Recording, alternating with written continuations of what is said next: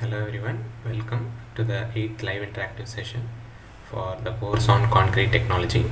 I am Seyedi Vinayagam, a PhD scholar in the Civil Engineering Department at IIT Madras. Okay, so we'll start with an overview of the concepts that were covered in week 8. So week 8 was mostly about the strength of concrete, right? And we had 4 lectures in week 8. So the first lecture, lecture number 23, covered about how the strength of concrete is affected. What are the factors that contribute to the concrete strength? So in that lecture, we also looked at what are the different phases present in the concrete system, right? So we talked about the interfacial transition zone, paste strength, and the aggregate system, and also how porosity plays a role, and also other factors such as the water to cement ratio and so on. And in the second lecture, lecture 24, so we looked at aggregates in particular, like how do they contribute to the strength of concrete. So in that we looked at aspects like the bond strength between the paste and the aggregate, right? How the bond strength affect the strength of the concrete, and how the different aggregate properties such as roughness and so on affects the concrete strength.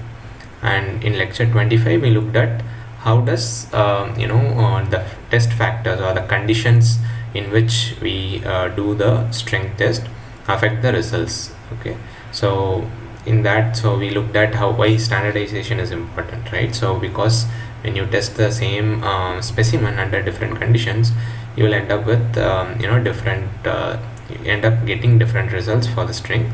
Therefore we looked at how the end conditions, such as applying a capping material and also the friction between the plate and the concrete surface, how does that affect, how does the dimension of the specimen that we are using in terms of its shape as well as its size affects the results, how the loading rate and so on. And we also looked at some tests like the modulus of rupture test, for the flexural strength, and also for tension we were looking at split tension tests. And in the final lecture we were looking at other mechanical properties such as elastic modulus, Poisson's ratio, fatigue and abrasion. Okay, so with that we will move on to questions related to these concepts. Okay, the first question for the week is so we have an assertion reasoning question. So the assertion is theoretical estimated strength calculated from bonding forces is much greater than observed fracture strength. And the reason given is cracks and flaws exist within the material even before any load is applied. So the options are both are true, and the reason is correct explanation of assertion. B is the both statements are true but the reason given is not correct. C is assertion is true but reason is false, and D is both the statements are false. Okay, we will have a poll.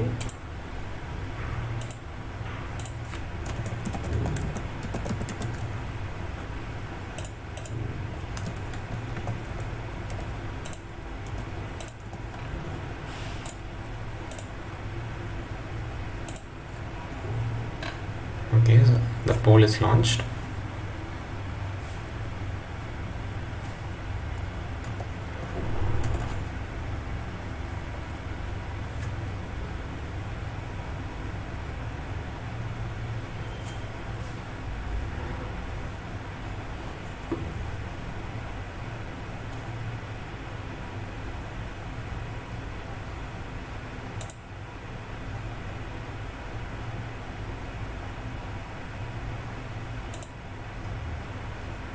Okay, we have one vote for option A. Okay, let us see the answer. Okay, so the right answer is also option A, that both assertion and reason are true, and the reason is the correct explanation of assertion. Okay, so the assertion says that the theoretically estimated strength will be greater than the observed fracture strength. So that is true. So we know that the theoretical strength is actually gives us an overestimate, right? Why? Because we overestimate the bonding forces, because in reality when we are doing the fracture strength test, as we are conducting the test, there will be cracks that will be formed inside the material, right? So the cracks will be formed and then they will get developed. So because of that, when you increase the load, it will fail quicker. right? So therefore, whereas when we are theoretically estimating it, we do not take into account this cracks and the reduction in the strength because of that crack, and therefore it will be higher. And the reason is also the same, right? So the cracks and flaws that are existing within the material even before any load is applied, that is leading to this discrepancy between the observed and the theoretical results, right? So both are true and the reason is also correct. So the right answer is option A.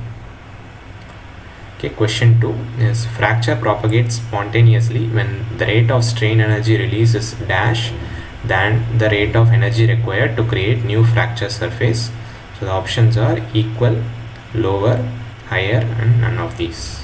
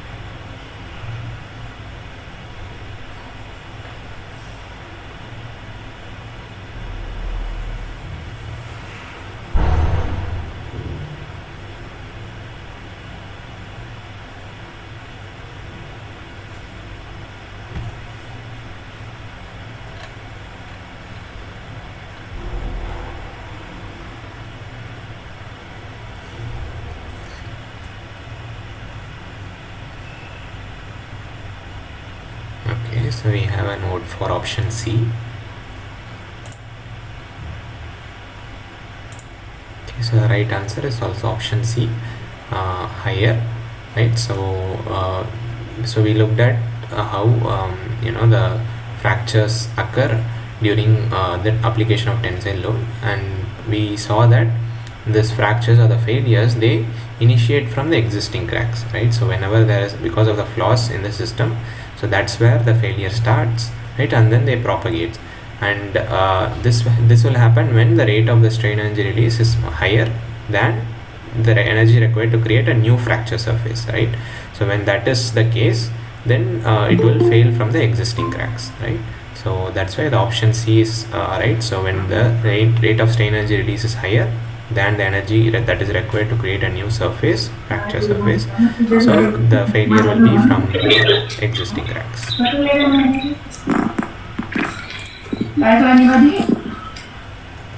Okay. So moving on to question 3. So assertion reasoning. So assertion is under uniaxial compression and Q test, the cracks are approximately parallel to the applied load, and the reason is the parallel cracks occur due to localized tensile stress in direction normal to the compressive load. Okay, so again we have the same 4 set of options.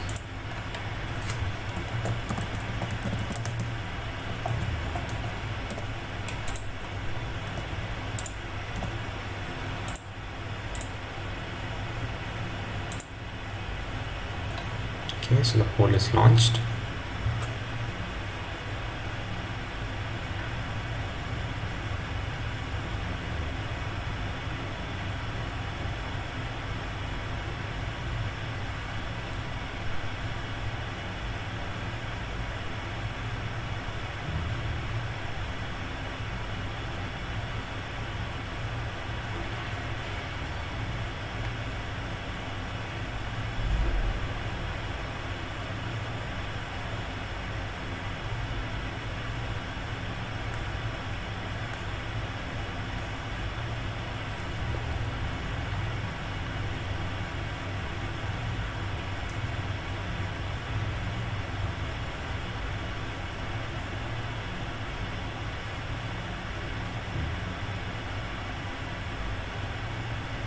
Okay, we have one vote for option A.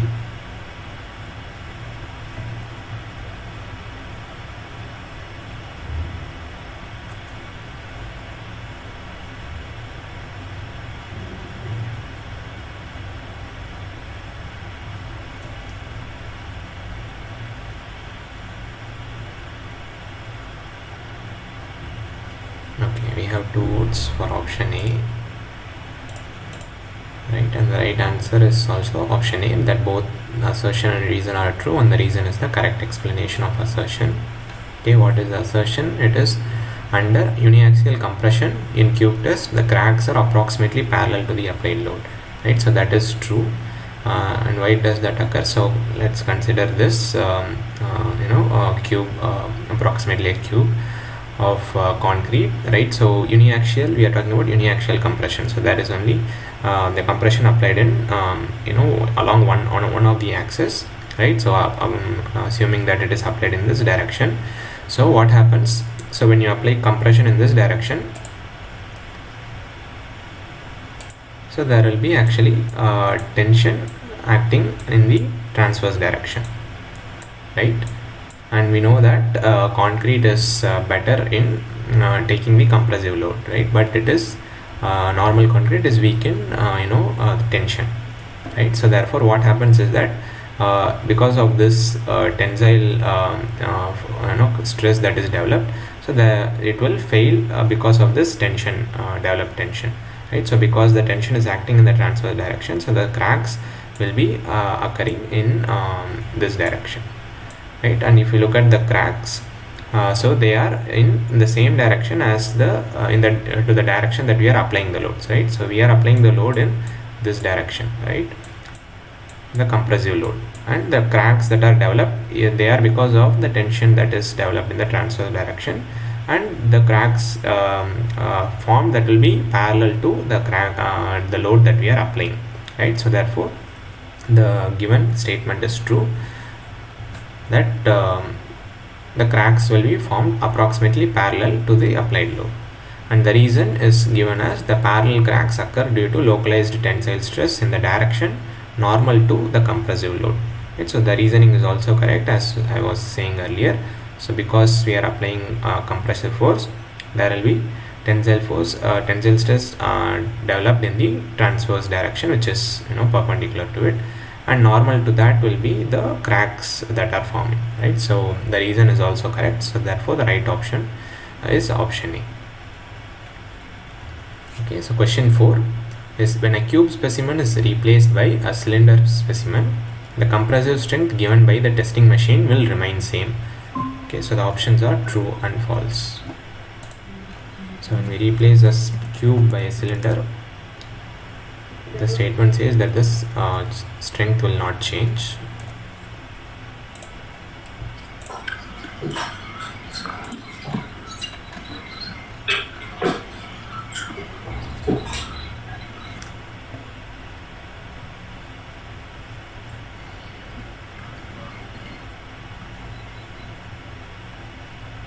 Okay, so we have one vote for true, one for false. Okay, so let's take a look at the answer. So the actual answer is false, right? So actually the strength will change, it will not remain the same. And why? Because we saw that shape is one of the factors that affects the compressive strength, right? So here we have one graph which illustrates that. So on the y-axis we have relative strength, right? So we assume that whatever is the strength that we get at for a ratio of h by d ratio of 2, right? So on the x-axis we have a height to diameter ratio. So whatever is the strength that we attain for this particular ratio, we'll take that as the base case. Okay, so that is 1, and then with respect to that, as we change the h by d ratio, what happens to the strength, right? So that's what this curve shows us. So as we see that when we reduce the h by d ratio, the strength generally goes up, right? So smaller h by d ratios have a higher strength compared to higher h by d ratios, right? So we see, so from this we see that the shape does play a role, and here we are comparing what, cube and a cylinder, right? So for cube means the h by d ratio is 1, right? So cube generally has a higher h by d ratio compared to a cylinder, right? Therefore, the given statement is false, because it says that the strength will remain the same, but actually it will change. Right? So therefore, the right option is false. Okay, so question 5 is, which among the following governs the strength of concrete? So the options are paste strength, aggregate properties, paste aggregate bond, and all of these.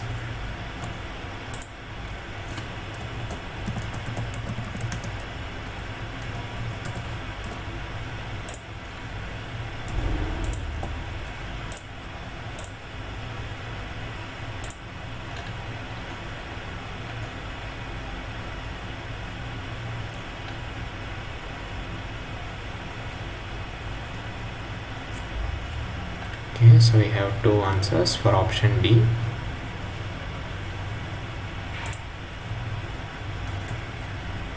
Okay, so the right option is option D, all of these. Right, so all the three paste strength, aggregate properties, and the paste aggregate bond, so all of these affect the strength of the concrete. Right, so we saw how the different phases are present in the concrete system. Right, so the phases include the paste, the aggregates, as well as the interfacial transition zone. Right, so this interfacial transition zone is basically the layer between the paste and the aggregate. So that is where the paste aggregate bond happens, and then the aggregate properties also govern the bond strength, right? And the paste strength will also govern, right? So it is all these different phases are important in determining the strength, right? So it is the weakest of these phases is where the failure will occur, right? So therefore all these three are important: the paste strength, the aggregate properties, and as well as the paste aggregate bond, and therefore the right option is all of these. Okay, question 6. If the dimension of cube is double, the compressive strength of cube dash, assuming other conditions to be constant. So the options are increases, decreases, remains the same, and none of these.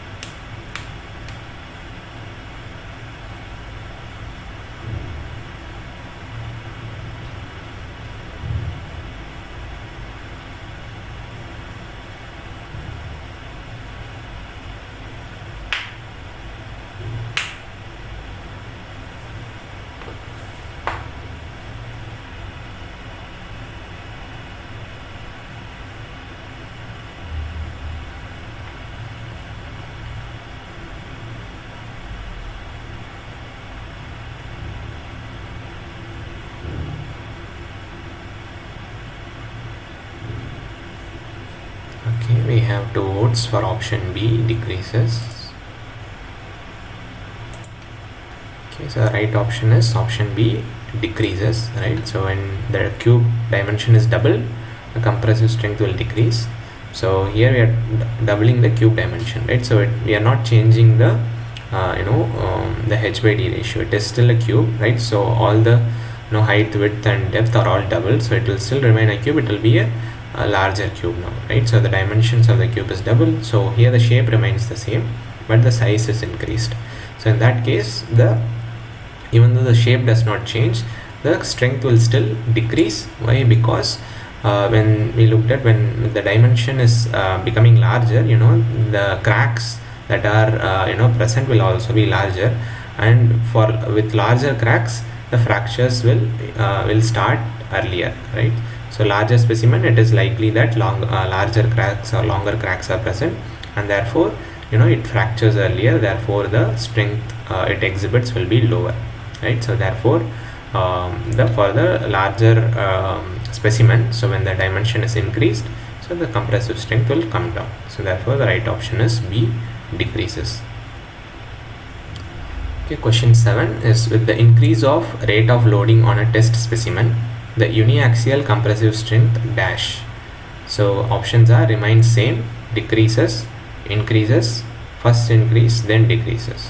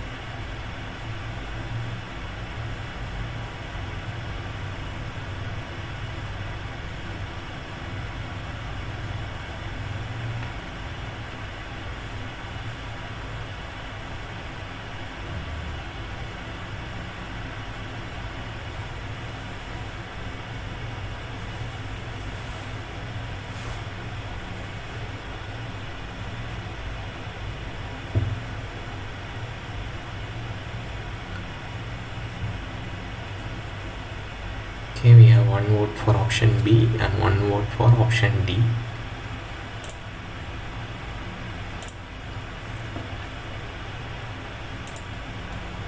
Okay, but the right option is option C, it will increase.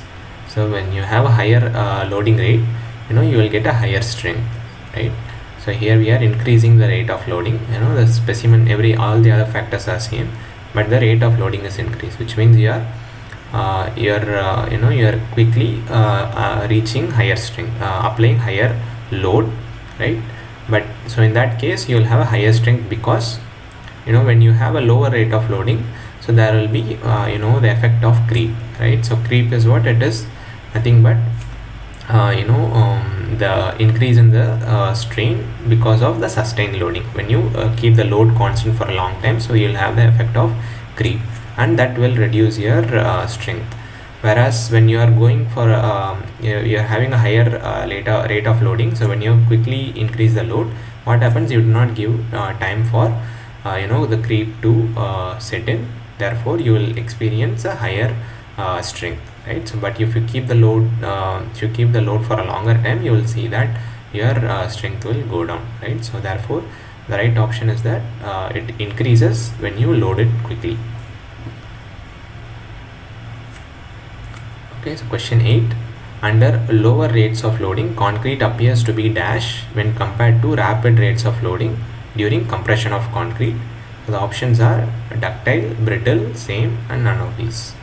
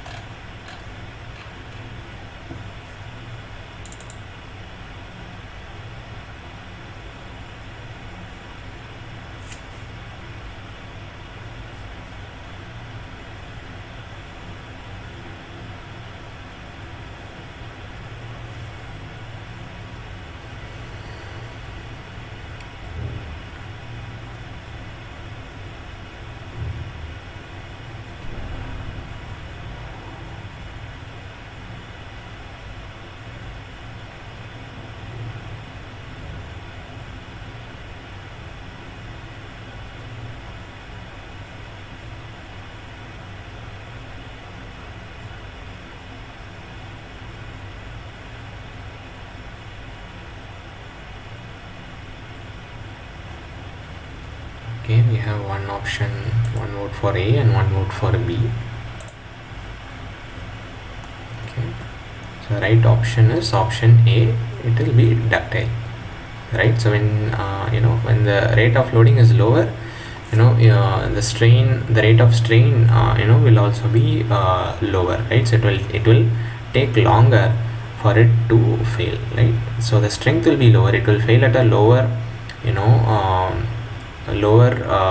value of load, but it will fail later. Whereas when you have higher rate of loading, it will fail quickly, right? So it will be brittle under high rates of loading, whereas under low rates of loading it will be ductile. So right, so it will take longer. Therefore the question says it is lower rate of loading, therefore it will be ductile in comparison to rapid or higher rates of loading. Okay, so question 9 is, what measures can be taken to reduce the effects of capping restraint? So the options are: increase the friction between plate and the concrete surface, B is reduce the friction between the plate and the concrete surface, C is control nu by E, and D is change the rate of loading. So this is a multiple answers question, so more than one option may be correct.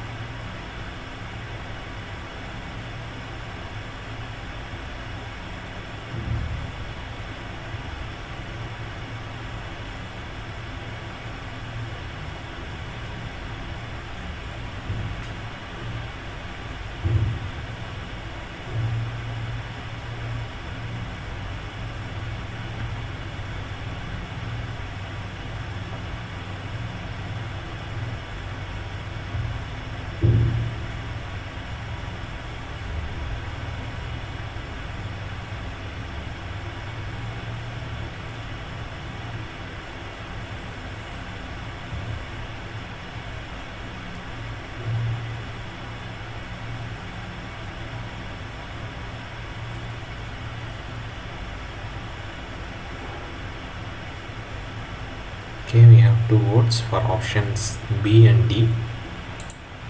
Okay, so right options are B and C, right? So reducing the friction between the plate and the concrete surface and controlling the nu by E ratio, right? So here we are talking about the effect of capping restraint, right? So what is the effect of capping restraint? So this is one of the end condition. So how the end condition affects the the strength results, right? So what happens when we have a different material for as a end material in the on the concrete surface. So what happens is, we'll look at one at a time. So when we have when you look at the friction between the plate and the concrete surface, so what happens when you have a material which has a higher friction, which provides higher friction between the plate and the concrete surface, then what happens is it will restrict, because of the higher friction, it will restrict the lateral movement, right? So there will be lesser expansion that is happening in the lateral direction, and because of this restriction in the movement, what happens is you will find that the strength will increase, right? So you will find that the same specimen exhibiting a higher strength when you have a material that gives a higher friction, right? So therefore so that will give you a wrong indication of the strength. Therefore we try to reduce the friction between the plate and the concrete surface. So that is one option. So the other one is looking at the nu by E ratio. So what is nu? Nu is the Poisson's Poisson ratio, and E is the elasticity, modulus of elasticity. And so what happens, so when you have Poisson ratio, it is nothing but the ratio of the lateral strain to the longitudinal strain, right? So when you have a higher nu, it means that there is a larger lateral strain, larger lateral change. And similarly the Young's modulus, so when it is larger, so you will have a stronger material, right? So when it is smaller, you will have a weaker material. So because of this, so when this ratio is higher, nu is large and E is small, this ratio as a whole will be higher. So in that case, it will be a softer and weaker material. So what happens in that case, such a material will have a higher lateral moment, right? So when you have this ratio higher, which means that that material will exhibit a higher lateral moment, and this will also have an effect on the concrete below that. So the concrete will also experience a higher lateral expansion, and because of this it will fail quickly, right? So in smaller loads, under smaller loads also it will quickly fail because of this increased lateral strain, because of the higher nu by E material that is used as the capping material, right? So therefore we will now look at we will now get an idea, indication that the strength is lower but than the actual strength, right? So therefore we have to control the nu by E of the material that we are using. Therefore we do not change the actual result, right? So similarly the opposite relation is also true. So when you have a strong material, then it will also exhibit a higher strength, right? So therefore C will also help us correct for the effect of the capping restraint. And D is about change in the rate of loading. So rate of loading does not rate of loading by itself has an effect, but it does not really relate to the use of a the capping restraint. So whether you have that or not, rate of loading still has an effect, right? So here we are only concerned about how we can reduce the effect of using this capping material, right? So therefore D is not related to the use of capping material. So therefore the right options are only options B and C. Okay, so moving on to question number 10. The strength of concrete decreases as porosity and pore size decrease. So the options, we have to say whether this is true or false.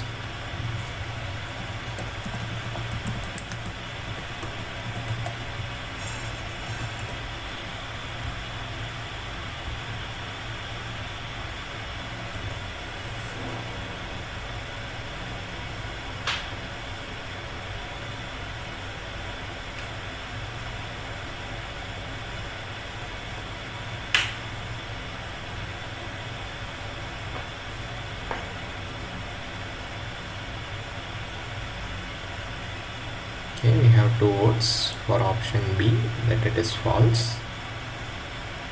Okay, so the right option is B, that the statement is false. So why? Because it is actually the relationship is the inverse, right? So when the porosity and the pore size decrease, the strength will actually increase, right? Because these pores is where we saw that the cracks or the fractures will initiate from, right? So because of that, when you have lesser pores, also smaller pores, failures will be failure will take longer, right? So higher loads will be required for failing, therefore the strength will be higher, right? So therefore the given statement is false. So we also saw this in terms of a relationship, so based on Griffith's theory. So where if you look at it, the compressive stress strength is related to the porosity P, right? So here we see that sigma is directly proportional to 1 minus P, right? So which means what? As P increases, what will happen? This 1 minus P will actually go down. Because of that, sigma will reduce, right?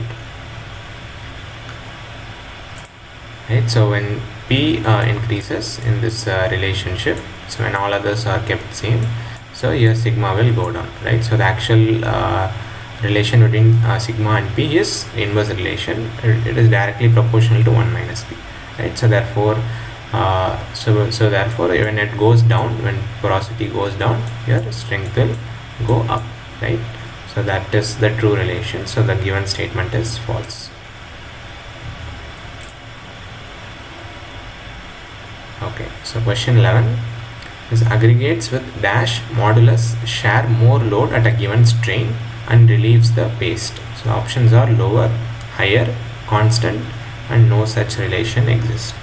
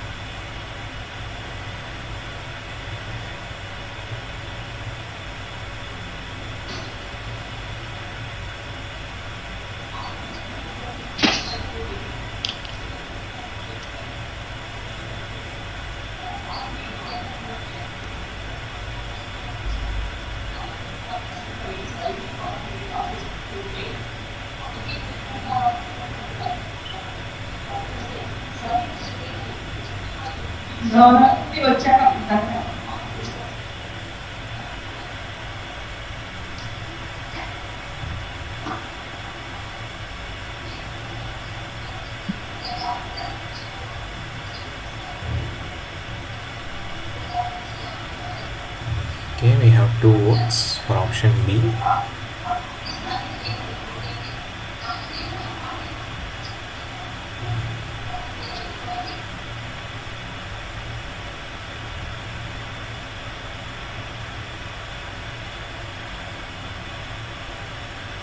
Any other answers?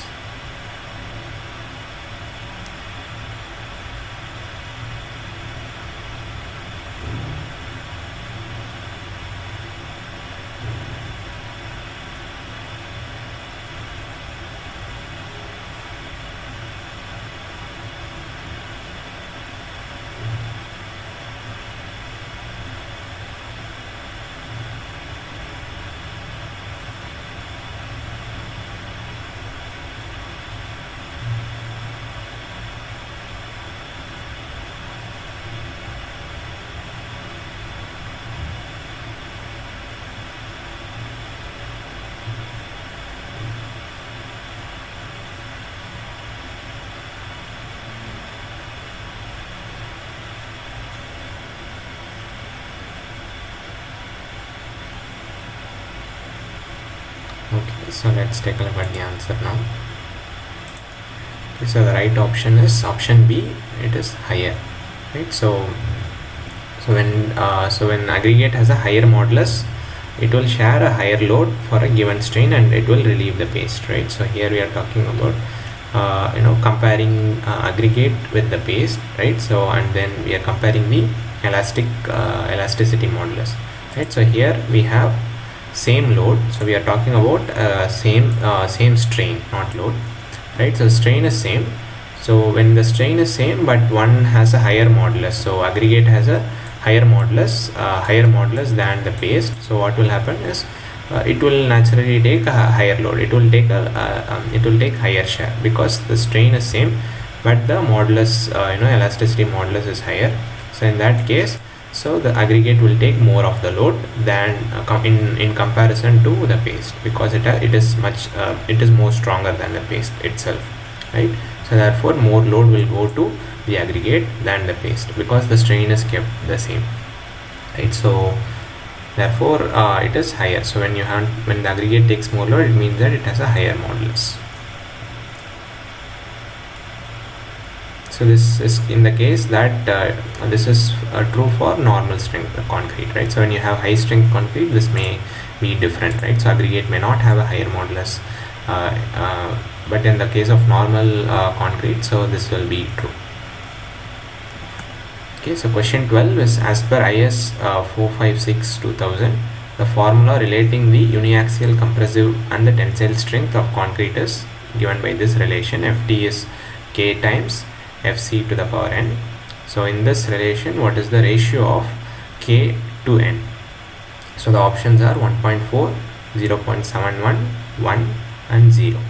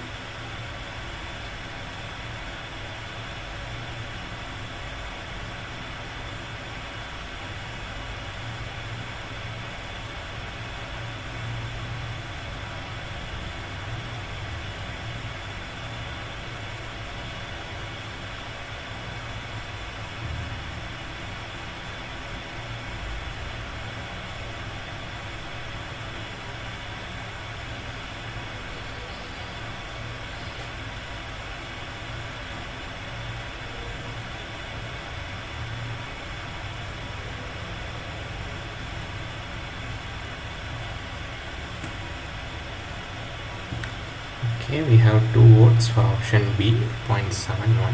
Okay, any other answers?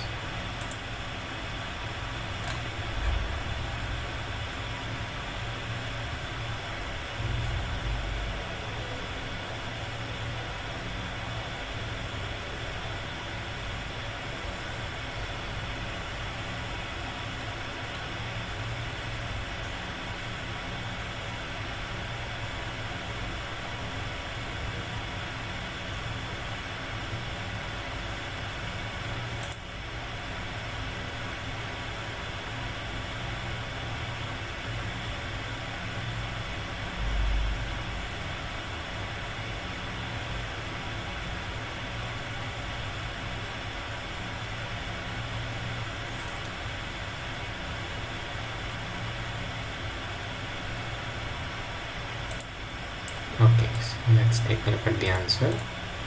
Right, so the right answer is actually option A, 1.4. Right, so we know that the compressive strength, even when we are doing applying compression, right, it's actually the failure is because of the tensile for the tension that is being developed, right? So we saw that earlier, right? So therefore we can actually relate the compressive strength to the tensile strength, right? So, and there are empirical results that have been carried out to find out what is this relation between the compressive force and the tensile compressive strength and the tensile strength, right? And one such relationship is this ft is equal to k times fc power n, and this values of k and n as per is 456 are 0.7 and k is 0.7 and n is 0.5, right? And therefore if you take the question is what is the ratio of k to n, so the ratio of k to n is 0.7 to 0.5, right? So 0.7 by 0.5 will give you 1.4, right? So therefore the right option is option A, 1.4. Okay, so question 13, it's a numerical. A beam of span 60 centimeters and a cross-sectional dimensions of 15 centimeter by 15 centimeter is simply supported at its ends and is subjected to 2-point loading, with each load located at a distance of 20 centimeters from the supports. If the value of each load at the beam failure is 20 kilonewtons, determine the modulus of rupture in MPa of the concrete. Okay, so you can take 2 to 3 minutes and you can answer in the chat with your answer.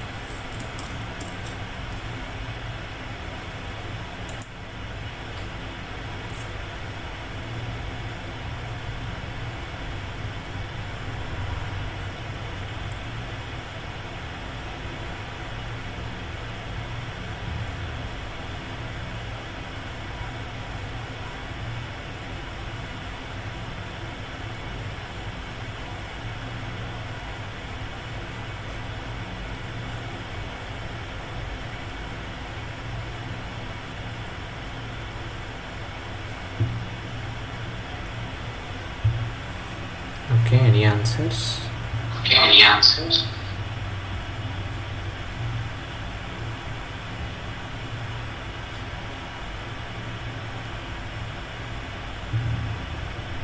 Okay, do you need more time?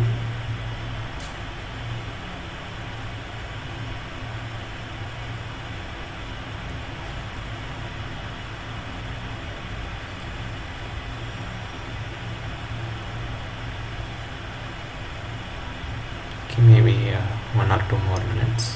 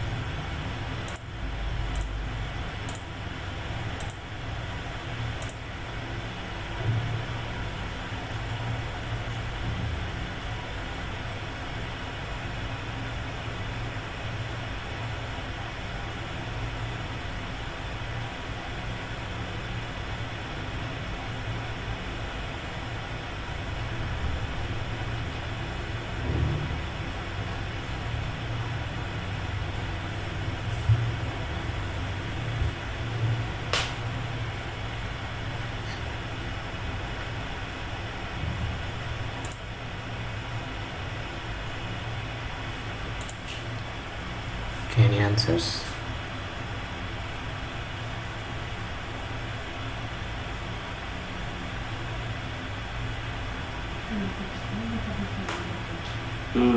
देख रहा आगे लाइए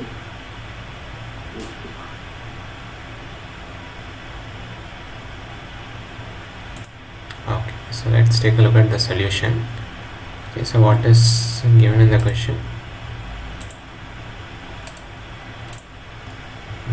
Right, so we are looking at a beam, right? So a beam which has a span of 60 centimeters, right? So the length of the beam is 60 centimeters and the cross sectional dimensions are 15 centimeter by 15 centimeter. Okay, and it is simply supported at its ends, right? So the two ends are simply supported and it is subjected to 2-point loading, right? So there are two loads applied.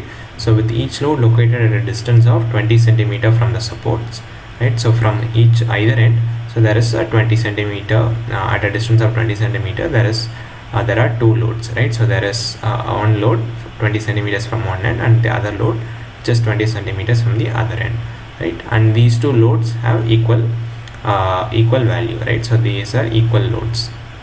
If the value of each load at the beam failure is 20 kilonewton, determine the modulus of rupture of the concrete, right?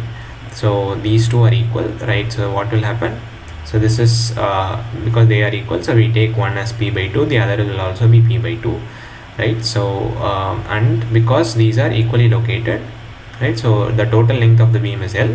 So we can divide this into 3 equal sections, so L by 3 and L by 3, and there will be a middle L by 3, right? So, and therefore these two loads are equal, and therefore this is a symmetric a scenario. So therefore the reactions that will be generated at these simply supported ends will also be equal to P by 2 and P by 2, right? Now what do we know? We need to find out the modulus of rupture. So how do you find? So what is the modulus of rupture? So it is so to find the modulus of rupture, so it is nothing but F is here the modulus of rupture. It is nothing but the ratio of the bending moment to the section modulus, right? So M to Z, right? So what is the bending moment? So bending moment, it is P by 2 times L by 3, right? So because we have one load P by 2, right, and it is at a distance of L by 3 from the support, so it will the bending moment generated by this particular load will be P by 2 times L by 3, right? So this is symmetric, so both will be the same, right? So the bending moment is P by 2 into L by 3. And the section modulus, what is it? It is nothing but the ratio of the area moment of inertia to the the distance from the neutral axis to the extreme fiber, right? So let me just draw that.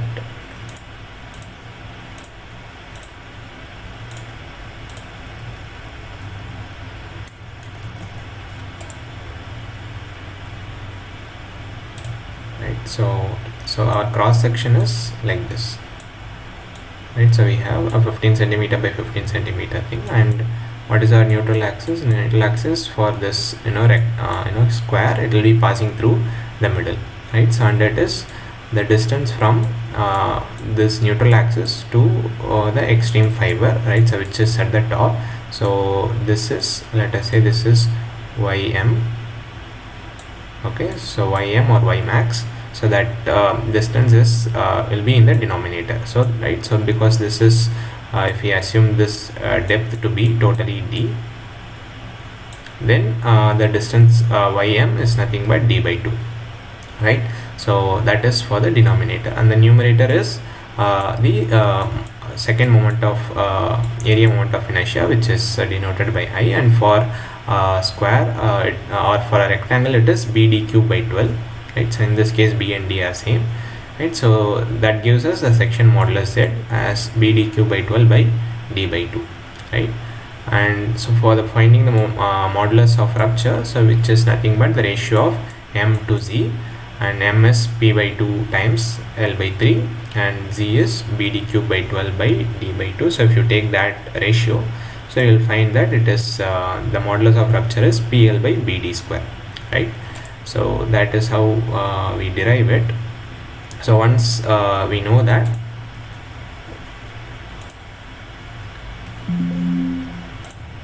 so now we can 1 second.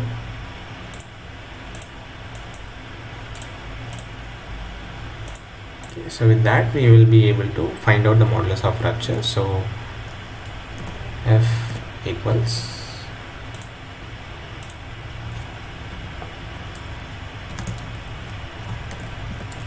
PL by BD square, right? So we have all this information. We know what is the load P, right? So we know what is the span of the beam, and we also know the cross-sectional dimension B and D values, right? So we just have to substitute it. So P is nothing but, so here each load is given as 20 kilonewton, right? But it is only, so P by 2, but we want the value of P. So P is actually 2 times of 20, which is 40 kilonewtons. Okay, so 40 and kilonewtons, so into 10 power 3, right? So 40 kilonewtons times L value is actually 60 centimeters, right? The span is 60 centimeters. So we'll convert it into mm, so it will be 600 mm, right? So we'll take all the dimensions in mm. So B and D, so B and D are both 15 centimeters, right? So the cross-sectional dimensions, so 15 centimeters, so it is 150 times 150 squared, right? So this will be equal to, if you solve it, it will be equal to 7.11 newtons per mm square, Newton per mm square, right? So this is Newton per mm square is the same as megapascal, so MPa, right? So Newton per mm square is same as MPa, right? Therefore the final answer is 7.11 MPa. So that is our modulus of rupture. Okay, any questions?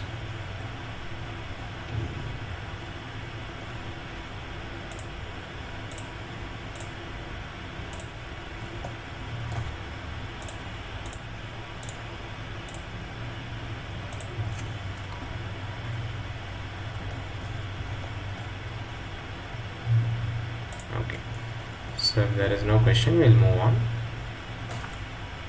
So question number 14. So we are given 4 statements and we have to tell which of these statements are true.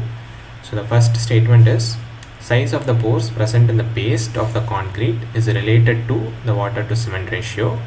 Statement 2 is porosity of the paste depends on the water to cement ratio, age and degree of hydration.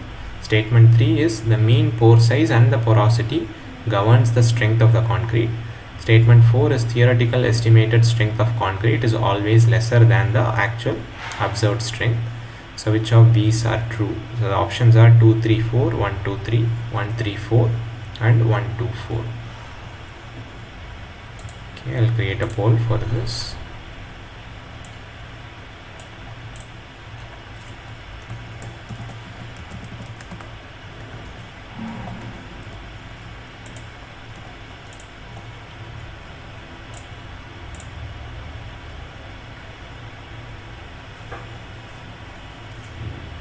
Okay, the poll is launched.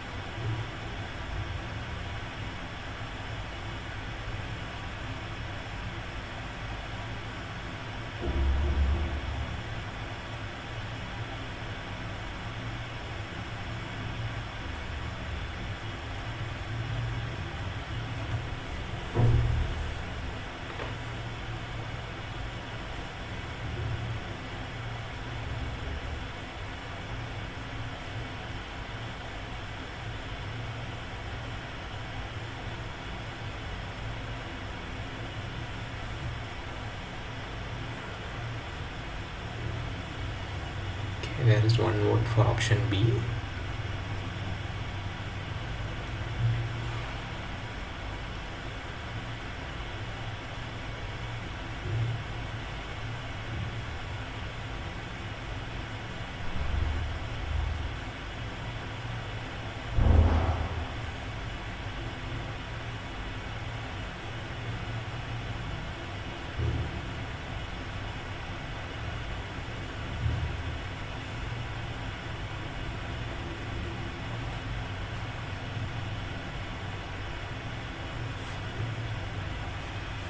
Okay, any other answers?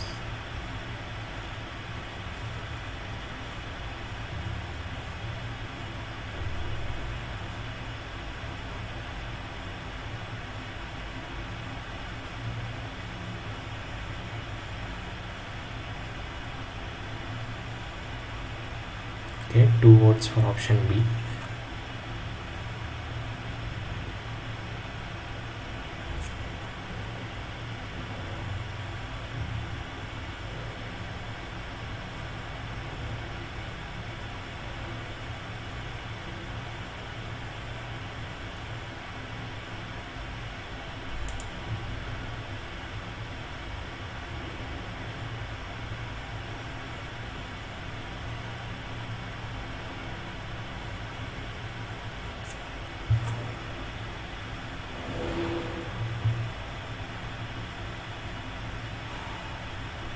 Okay, any other answers?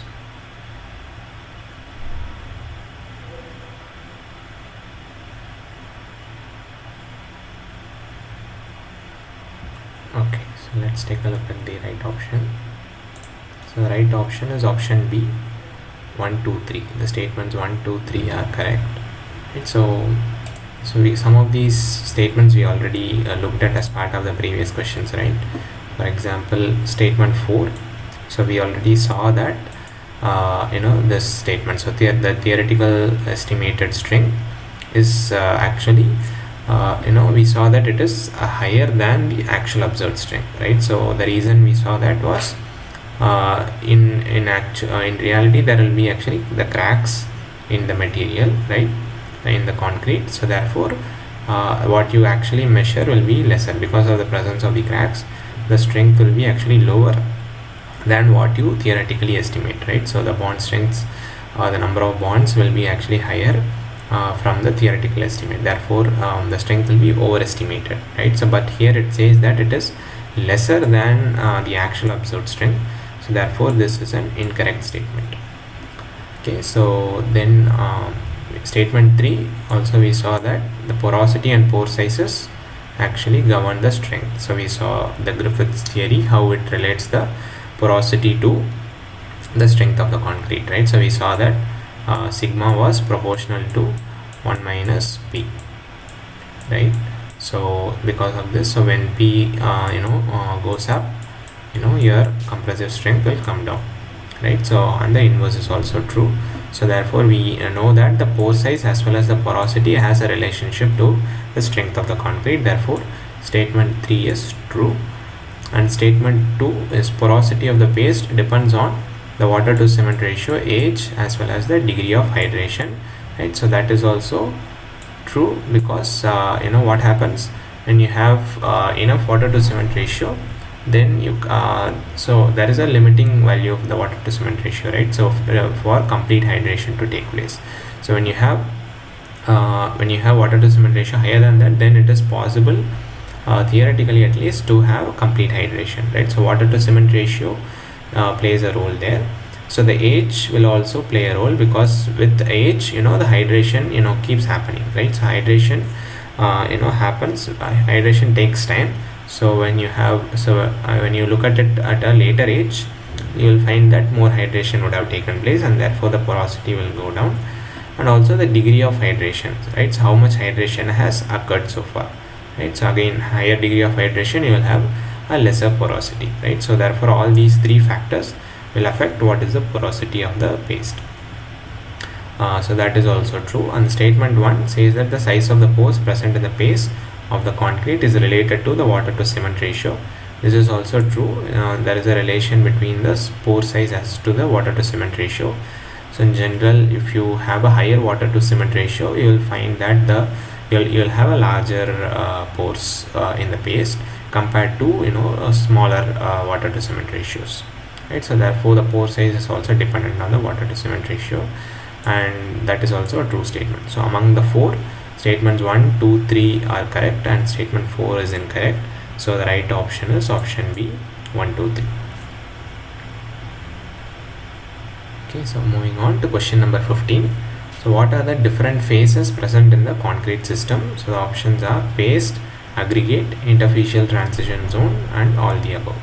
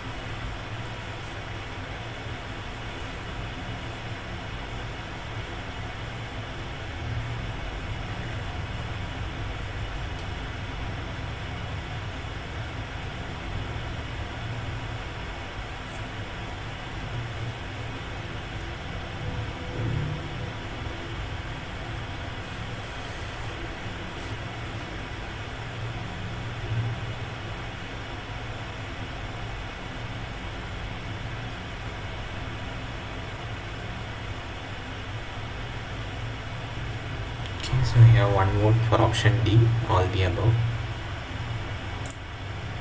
Okay, any other answers?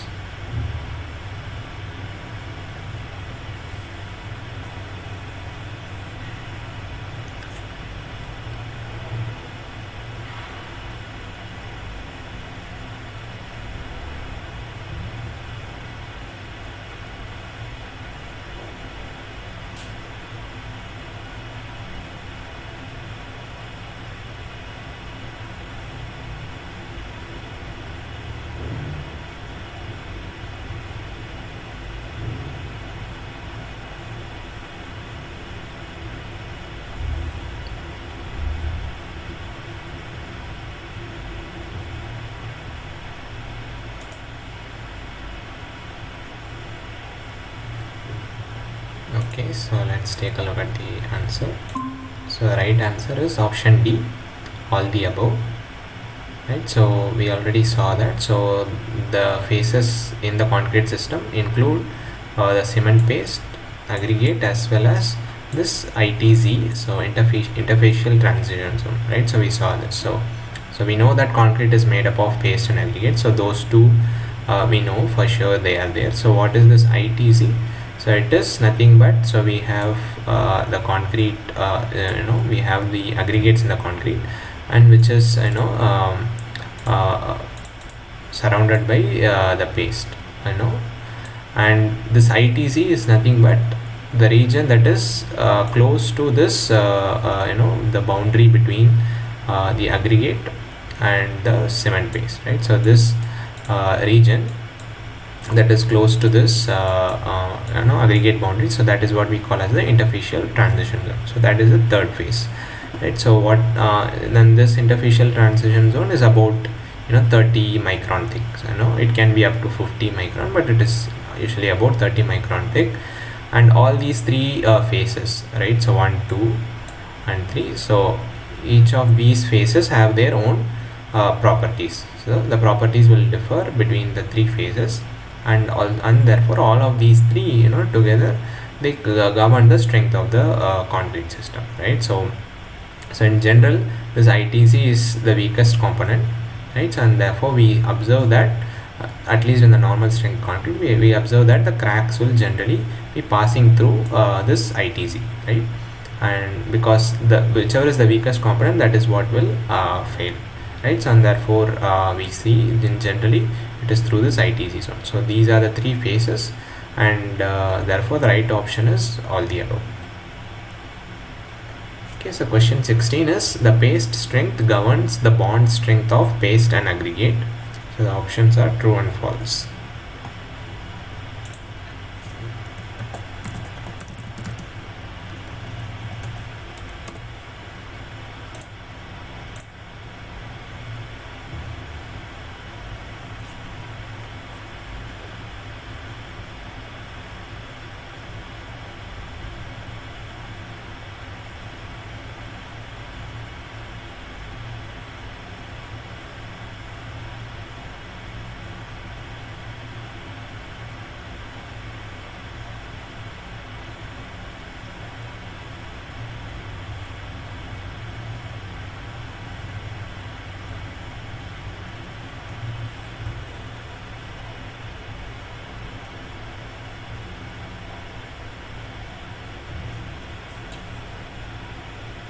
Okay, we have two votes, one for A, one for B. Okay, any other answers?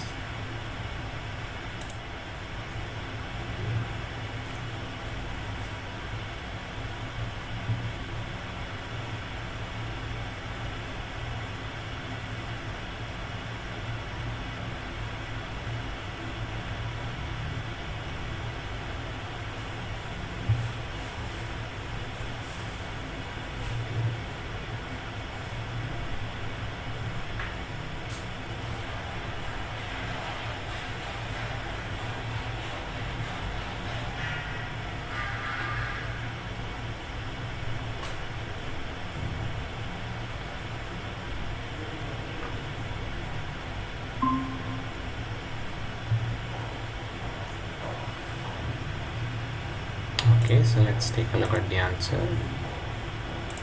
So the right option is option B. It is false, right? So higher paste strength does not mean that the bond strength is higher or lower, right? So it doesn't really have an effect, right? So the bond strength, uh, even that is lower than that of the paste, but the bond strength is not necessarily proportional to the cement strength, right?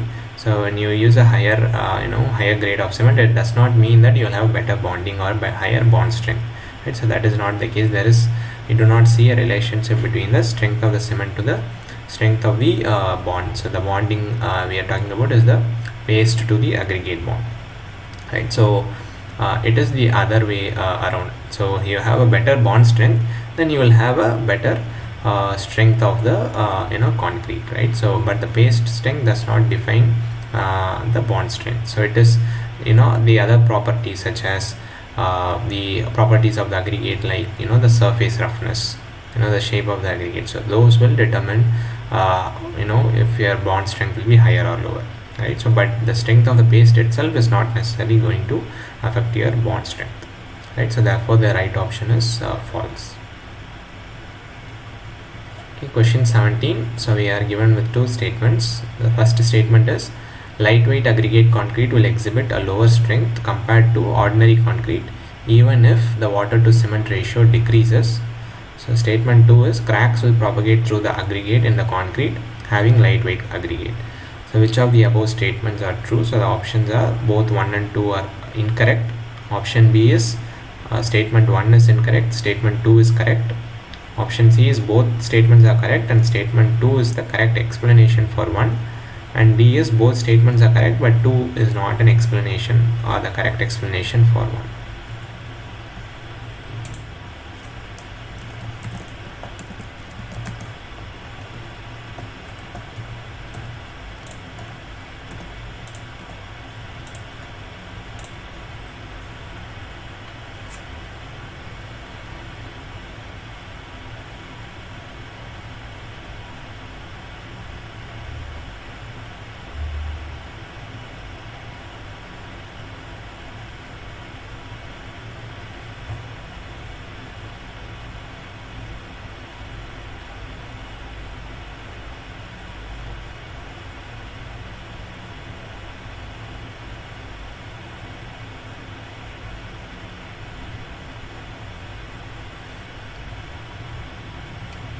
Okay, we have 2 votes for option C. Okay, any other answers?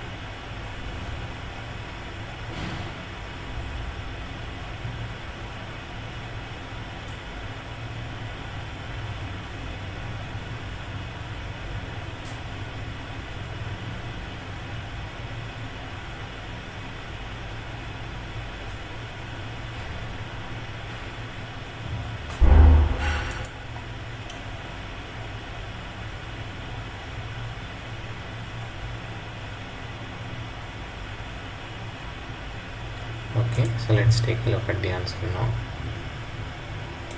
So the right option is option C, that both statements are correct, and this statement 2 is also the correct explanation for statement 1. Right, so the statements were, so the lightweight aggregate concrete will exhibit a lower strength compared to ordinary concrete even if the water to cement ratio decreases, right? So this is a correct statement, right? So what happens in a lightweight aggregate system, concrete, so we have the aggregates will be weaker in that lightweight aggregate concrete compared to the aggregates used in an ordinary concrete. So we saw earlier that aggregates are generally stronger, they have a higher modulus than the cement paste, and in that case the higher load is taken by the aggregates, right? Whereas in the lightweight aggregate concrete it is not the case, right? So the aggregates are weaker, and therefore they will fail first.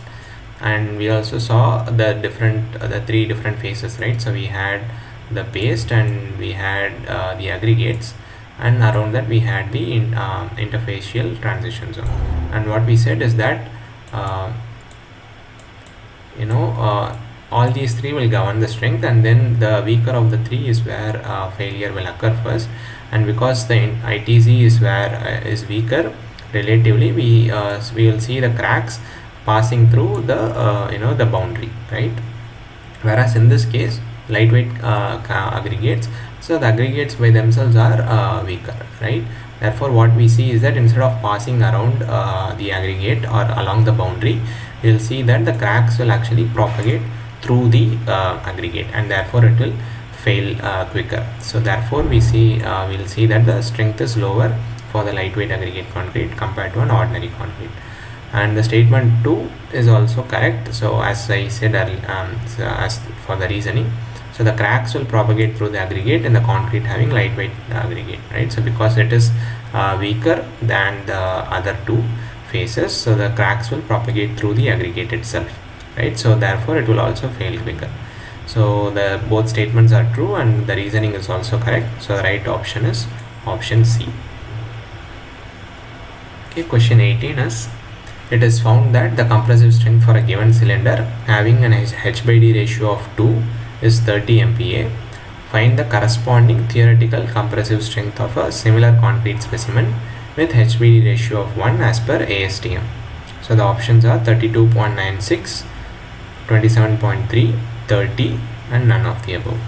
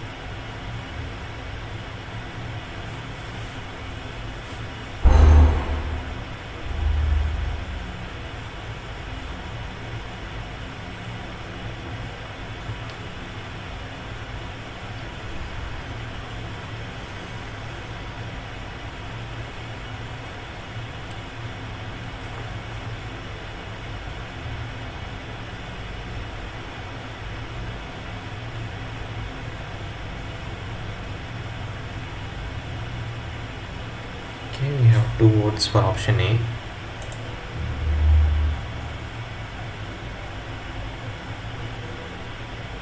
Okay, any other answers?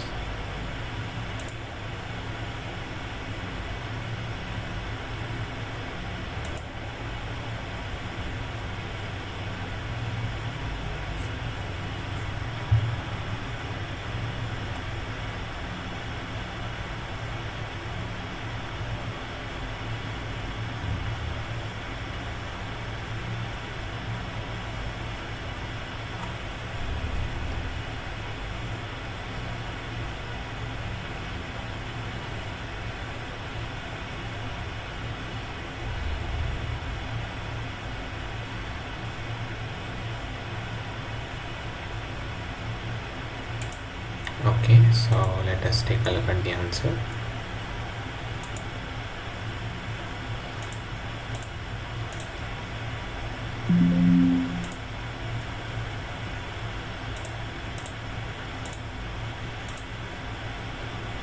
Okay, so the right option is option A, 32.96 MPa, right? So what is given in the question? So it is asking us, it is given that a cylinder with an H by D ratio of 2 has a compressive strength of 30 MPa.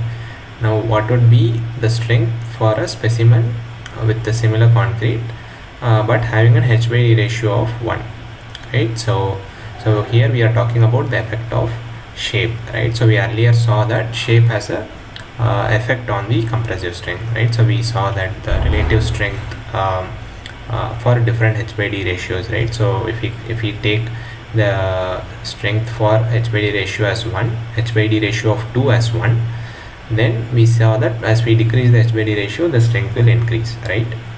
So with that information, we can even directly eliminate the options B and C. So it could be either A or D.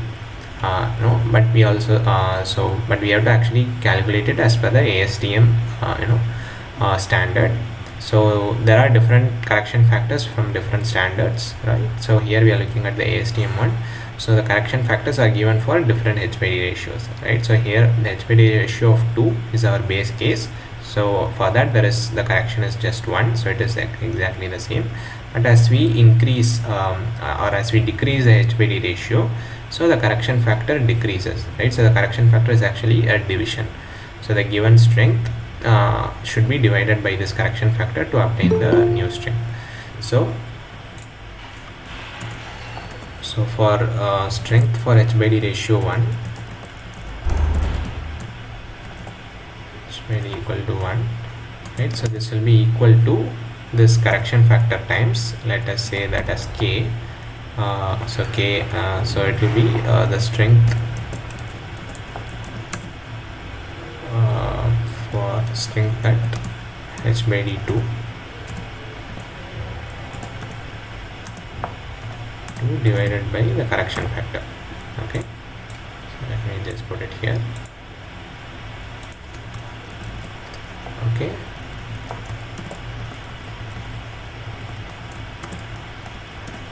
so that is the relationship. So right, so for h by d ratio of 1, so it will be whatever is the strength at h by d ratio of 2 divided by this correction factor. So so the strength for h by d equal to 1, so what is that? It is for h by d2 the strength is 30 MPa. Okay, so it is 30 divided by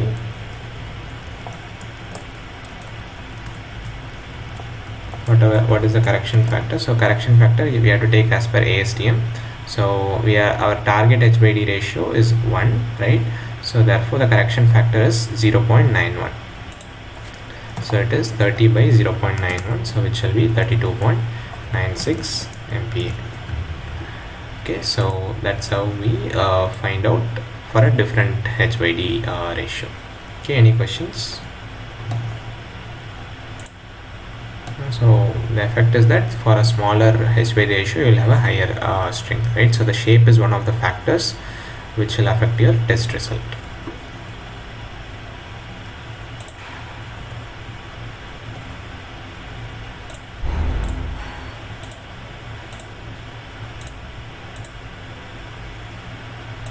Okay, so moving on to question number 19. So again we are given with 4 statements and we have to pick the correct ones out of these. So the first statement is that concrete follows a linear and non-elastic stress-strain behavior. Statement 2 is the dynamic modulus corresponds to the initial tangent modulus. Statement 3 is the pulse velocity of acoustic waves to determine the microcracking in the concrete is higher in cracked concrete material than in solid material. And statement 4 is the phenomenon of resonance is used to determine the dynamic elastic modulus of concrete. So which of these are true? So the options are 1 and 2, 2 and 4, 1 and 3 and 2 and 3.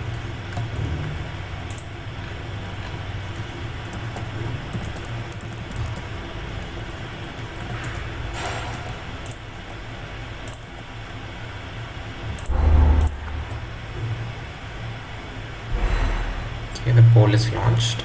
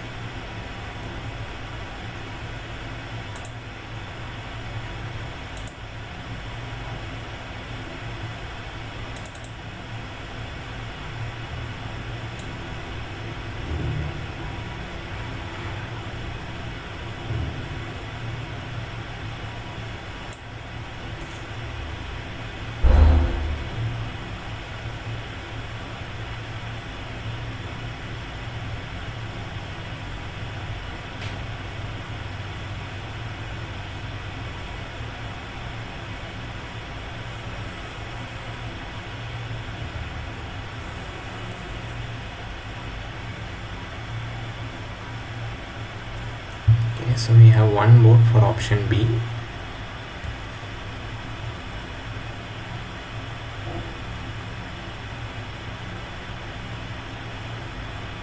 Okay, any other answers?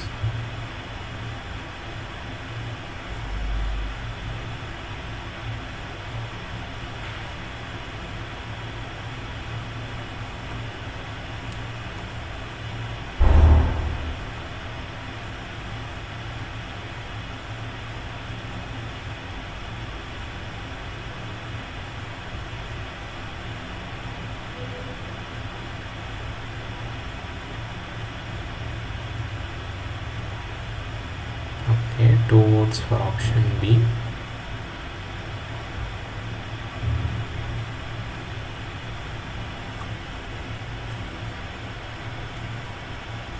Okay, any other answers?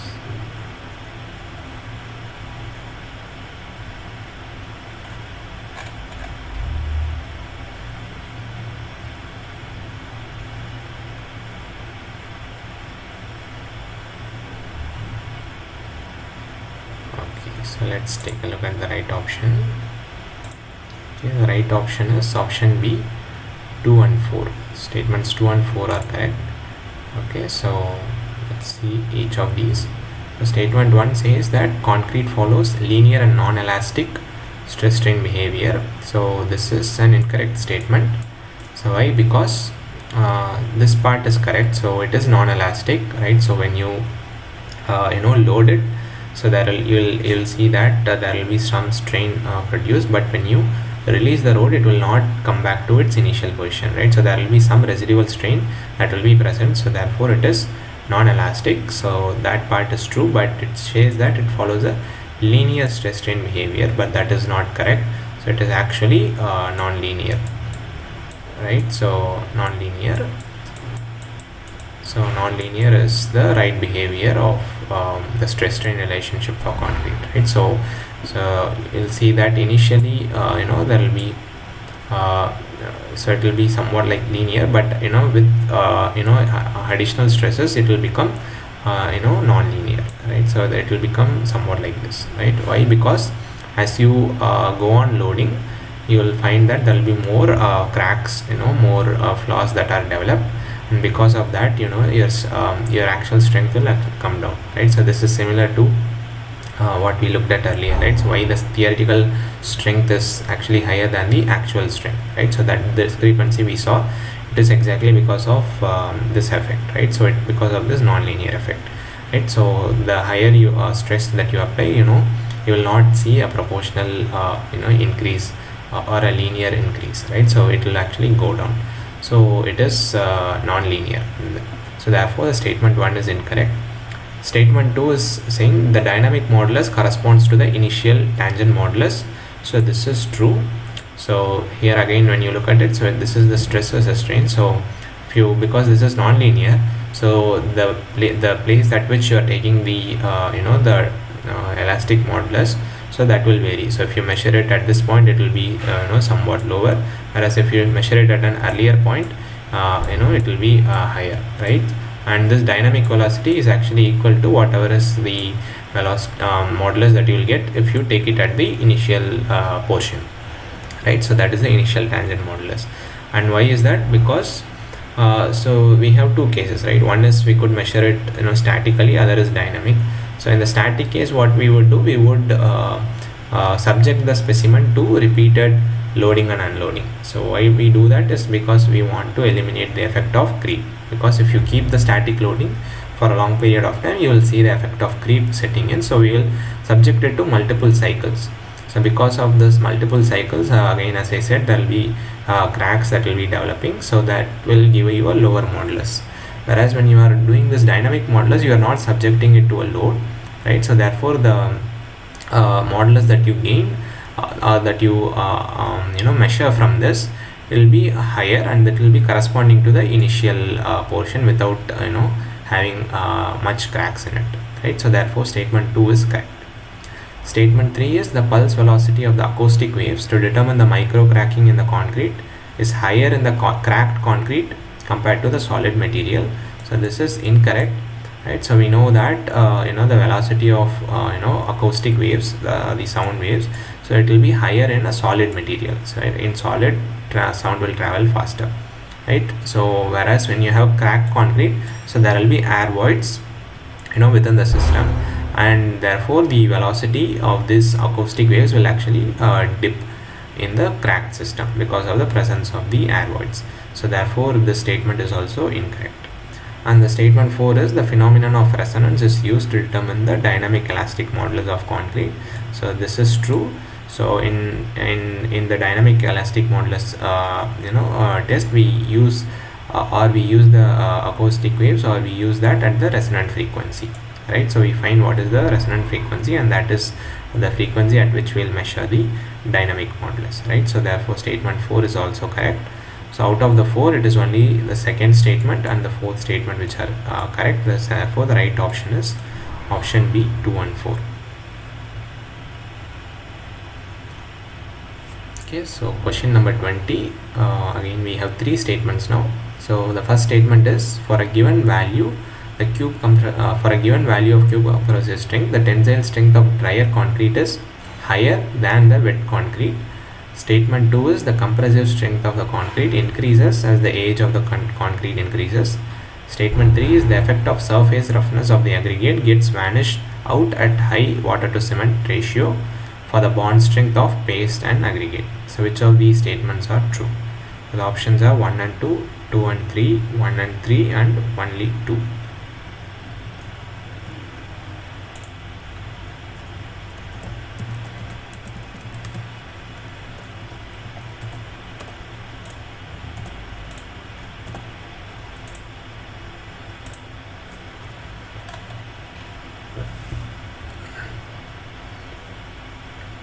The poll is launched.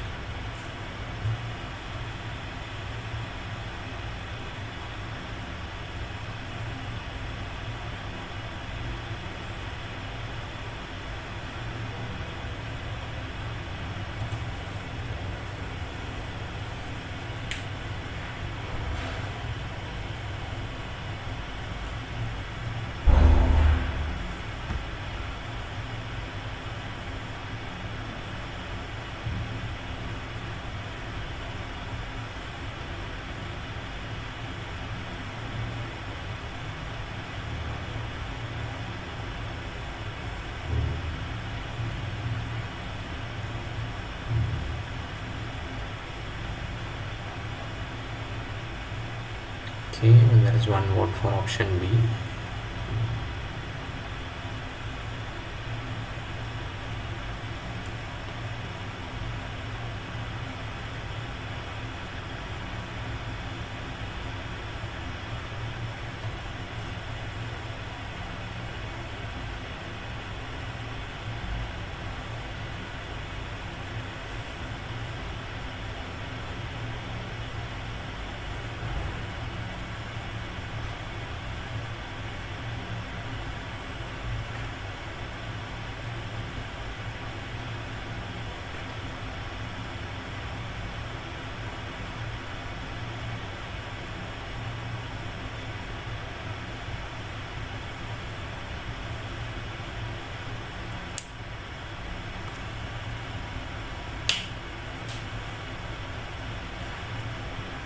Okay, we have 2 votes for B. Any other answers?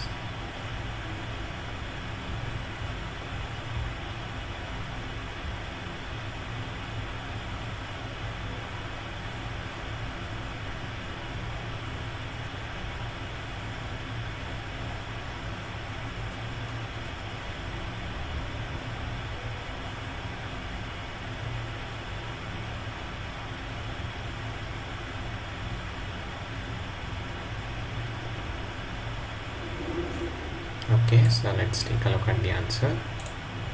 So the right option is again option B, 2 and 3, right? Statements 2 and 3 are true.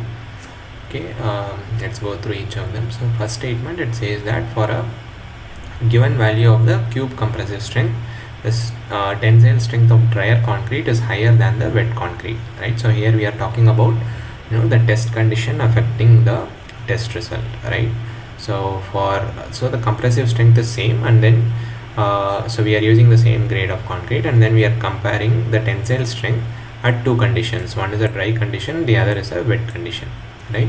And it is saying that in the wet condition we will have a higher tensile strength, right? So this statement is true, right? This is different in for compression and different for tension. So for compression, what we have seen is that in the wet condition the compressive strength will be lower than the dry condition, but for the tensile strength it is the opposite. So you will see that there will be a higher tensile strength exhibited in the wet condition. So why is that? Because so the one of the factors that affect the tensile strength is the shrinkage, right? So when you have wet condition, so there will be lesser shrinkage, right? So the shrinkage is reduced in the wet condition in comparison to the dry condition. So in dry condition you will see that there is more shrinkage occurring in the concrete, therefore the tensile strength actually goes down. But in the wet condition you have enough moisture content, and the shrinkage is reduced, and therefore the tensile strength is improved, right? So therefore the first statement is correct. The statement 2 is compressive strength of the concrete increases as the age of the concrete increases. So this is also true. Okay, sorry, from the first one actually it's an incorrect statement. So what I explained is correct, but the statement given is the opposite. It says that tensile strength of the drier concrete is higher than the wet concrete, so therefore it is incorrect, right? I explained it correctly, that the wet concrete has a higher tensile strength, but the statement says that says the other way, drier concrete has a higher tensile strength. The given statement is incorrect because it is in the wet condition when the tensile strength is higher, right? So the explanation was correct, but the statement is incorrect here. Okay, so that is a correction.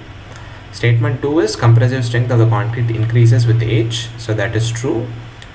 So we saw earlier, so what are the factors that affect the strength? So some of them are the water to cement ratio, right? So the age and the degree of hydration, right? So age and the degree of hydration, which we will denote by H, right? So what is this? How is age affecting? So with age, what happens? So the hydration proceeds with time, right? So as time increases or as time progresses, you will see that more and more hydration taking place, right? If you have enough water content, so hydration will keep occurring, and with hydration you will see that strength will be increasing, right? So therefore as age increases, the compressive strength will increase because of more hydration reaction taking place, right? So therefore statement 2 is correct. Statement 3 is the effect of the surface roughness of the aggregate gets vanished out at higher water to cement ratio for the bond strength of paste and aggregate, right? So here we saw earlier that the aggregate properties affect the bond strength between the paste and aggregate, right? So when we talked about whether the paste strength has a role or not, so I mentioned that the aggregate property has a role, not the paste strength. So one of the property is the surface roughness. So when you have rough surface aggregate, so in comparison to smooth surface aggregate, you will see that the rough surface has a better bonding with the paste. Why? Because the bond lengths that we are talking about between the paste and the aggregate, so those are much smaller in comparison to the surface roughness dimensions, right? So therefore what happens, this this bond so will be accommodated in the surface roughness, and you will have a better bond when you have a rougher surface, right? So but there is also another effect that acts opposite, so which is the water to cement ratio. So when you have a lower water to cement ratio, like say around 0.4 or so, you will see that rougher or smoother aggregates will have about 30% lesser bond strength compared to rough aggregates. But then when you increase the water to cement ratio around 0.65 or so, what you will see that this 30% decrease will not be present at this higher water to cement ratio, right? So this roughness doesn't play a role in this bond strength between the paste and aggregate and the water to cement ratio is higher, right? So therefore this statement is also true, that the roughness effect get vanished out at higher water to cement ratio, right? So therefore out of all the three, it is only the statements 2 and 3 that are correct. Therefore the right option is option B. Okay, any questions?